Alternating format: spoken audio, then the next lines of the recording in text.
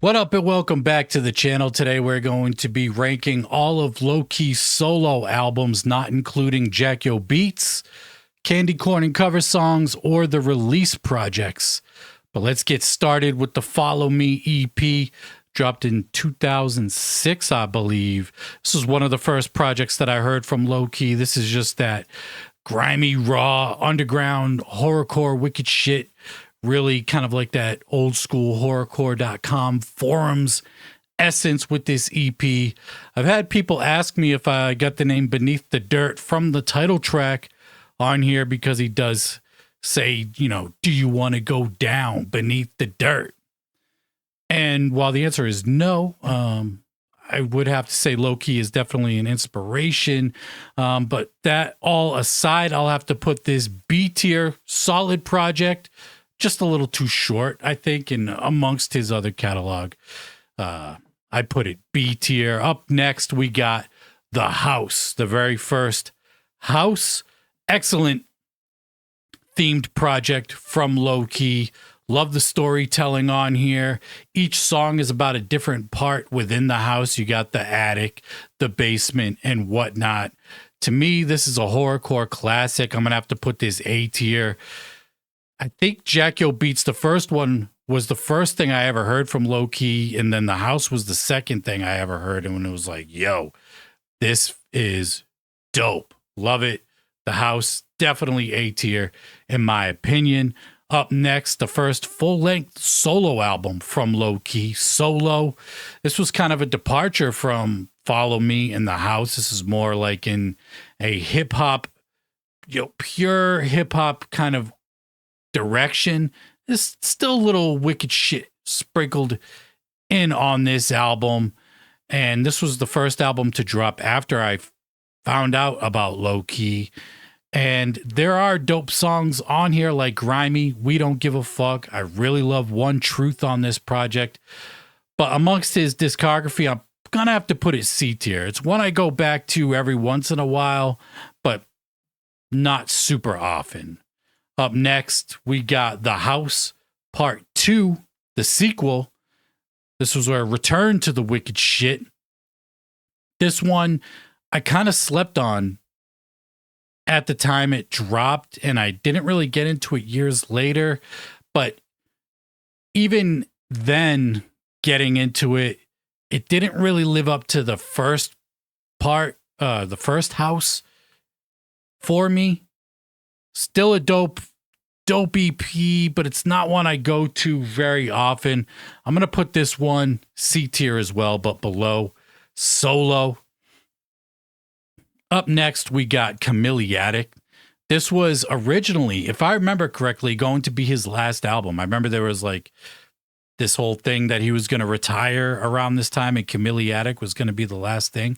Could be wrong on that, but that's what my memory fucking remembers. A lot of introspective stuff on here, really dope. Low-Key, really kind of just like finding his own with this album right here. Like the very beginnings of like, he's not trying to do what anybody else is doing. This was a dope project. I'm going to put this one B tier as well. Not quite above Follow Me, but a solid release nonetheless. Up next, we got the first of 12 Oracles, and that is Shadowland. This is a completely different sound than anything he did before. This was like, as I said with Chamiliatic, he was coming into his sound. This right here, the beginning of the Oracles, it was like, yo, this dude is doing something that nobody else is sounding like or anything like that.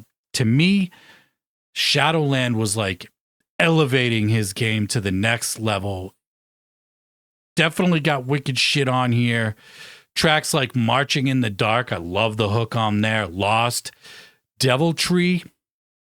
I remember the music video for the Deviltree. I don't know if that's still out there, but give it a YouTube search. Love the music video for that. And for this, I don't think I could put it quite S tier, but definitely high A tier for me within his discography. Shadowland is just such a dope project.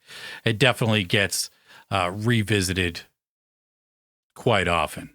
Up next, we got American Monster, a modern day wicked shit classic, if you ask me. Back to the wicked shit roots on here. And this is just a banger. I remember when this shit dropped and I was just bumping the shit out of this. Songs like the title track, American Monster, Grab Your Knife with the Wicked One on here, tore that shit up along with Low Key, High School Massacre. Just, man, that classic wicked shit sounding stuff from Low Key. I'm going to put this one A tier, high praises for it, but I don't think it's better than the house, but it's up there. It really is. Next, we got Let's Get Violent, solid follow-up to American Monster, kind of just continuing the sound from American Monster with tracks like King of Horrorcore, Fuck You, just some more dope wicked shit from Low Key. I'm going to put this one B tier, above Chamiliatic, but not quite above Follow Me. Next up, we got The Book of Time, the second oracle from Low Key. This is exactly what I wanted from Low Key with the second oracle. I could hear what he was doing with Shadowland, and I was like, man, I really hope we expand on that sound that he was doing with that project, and he definitely did. Hit it out of the park on The Book of Time. This is the album to me where he truly just came into his own and just was like, this is what I'm doing. The oracles are just its own thing. It ain't wicked shit. It ain't, the hip hop shit. It's got rock influence. It does have wicked shit influence in there, but it's really its own thing.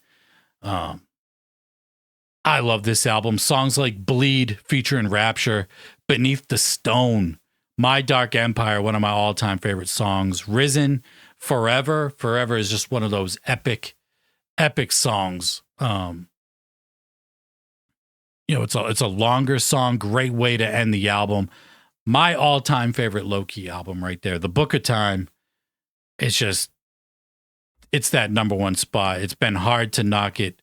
There's been a couple albums that have been right there, like want to knock it out of that number one position, but Book of Time is just that number one album for me with Low Key. And then we got the Dedicated EP. This was like an EP for the hardcore fans. I remember at the time, the only way you could get this EP is if you pre-ordered a copy, like an actual CD was the only way you could get it. And your name would be written on the insert. Short but sweet EP songs like the title track Dedicated and Remember. You got some hard shit on here, some introspective shit. It's only 4 songs, but like it's kind of got a little bit of everything on there. And that being said, I'm gonna put this one B tier. I'll actually put it the bottom of T tier only because it's 4 songs. It's just so short. And then we got Demon Days. Back to the wicked shit again for Low Key. Super dope. Features on here from Mad Max, Playboy the Beast, a la Zuliloo. Maybe his best EP. Every song on here is a banger. Blood and Whiskey featuring Mad Max. The Devil's Knock featuring Playboy the Beast. That beat is just so haunting. I love that shit. Hush featuring Mad Max. Into the Fire featuring a la Zuliloo. This was when Zul was just Billy Obey and Joe Black before Lee Carver joined. And this was like one of the first times I heard Zul was on this Demon Days EP. And very solid. I'm going to put this above American Monster, but not quite above The House. A tier for sure for Demon Days. Just a banger, wicked shit EP from Low Key. And then we got the third oracle from Low Key, The Blood of Izu. Back to that more oracle sound where he's experimenting with rock and metal, kind of expanding where he was going on with The Book of Time. Dark, in your face, lots of screaming on here, like lots of metal shit on here. Songs like Colossus, Forsaken, Chamber of Nothing. This is going S tier. This is like where I'm like, the oracles are my absolute favorite shit from Low Key.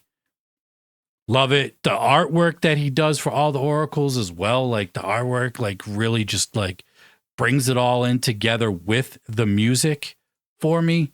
Just super dope stuff. And then with Eyes of Parasuva, the fourth oracle, way more laid back than what we got with Blood of Izu, but still fucking like kicks ass, if that makes any sense. Kind of the first album, or maybe the first album where Loki is really just straight up singing on most of the songs, if not all the songs. He kind of experimented with harmonizing and singing on previous releases, sure, but Eyes of Parasuva is where he really just tuned it in and brought it to the forefront.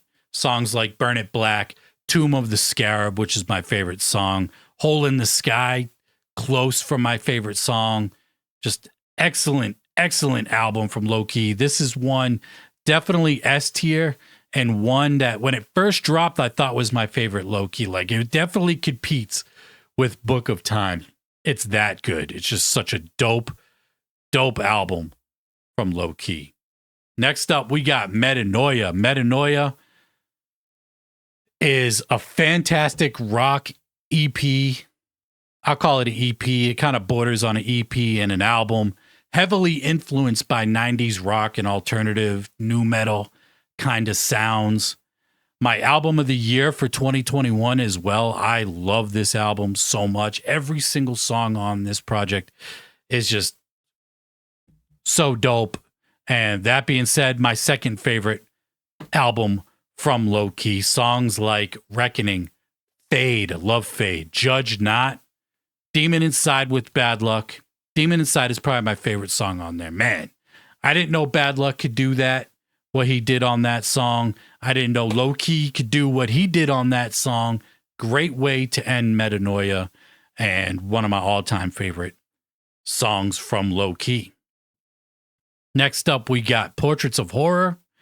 This one was originally supposed to be a full-length album produced entirely by Mike Summers, aka Seven, and for whatever reason, that just did not happen. The rollout for this album was kind of weird as well. He was supposed to be releasing a new song every other week or every few weeks, and then it just kind of stopped, and then we didn't hear anything from it or about it for a while, and then it just dropped as an EP, and this one just kind of fell under my radar.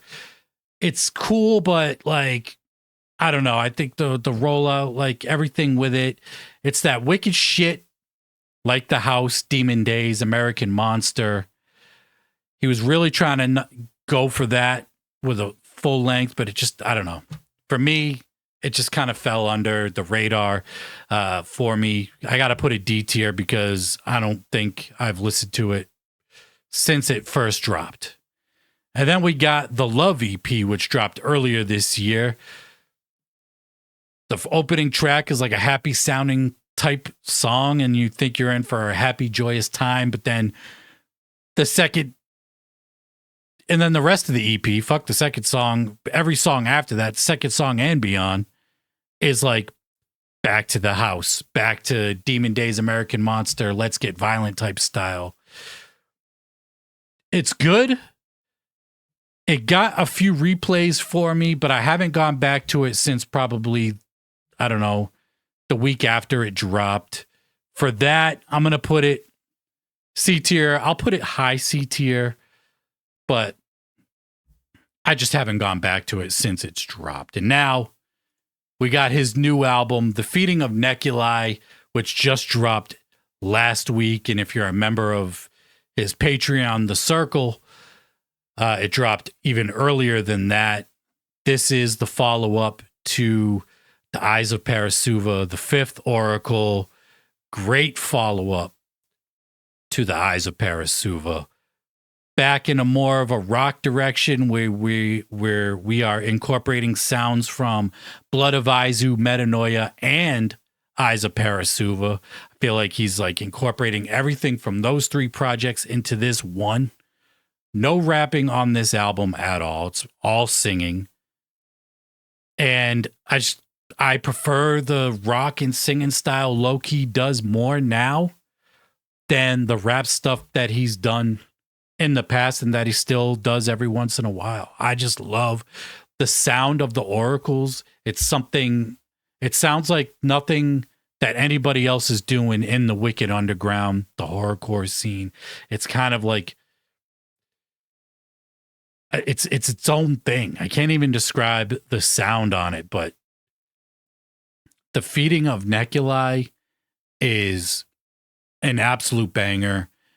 Some epic songs on here, like 7-minute songs on this project. Songs like The Feeding, Divide, Rattle the Dust, Again, and then the closing song, Bargain with the Stars. Sorry. This might be my favorite low-key song ever, and might be his best song that he's ever put together. Like this, I needed this song. In this moment in time, I needed this song. Thank you for this song. Thank you for this album.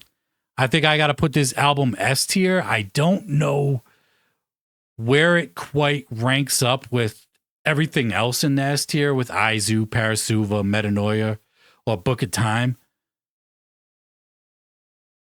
But I definitely think it's an S tier album. Over time, it could move up. I'm going to put it in the back of the pack of S tier, but regardless, it's S tier. I think this album is just fantastic.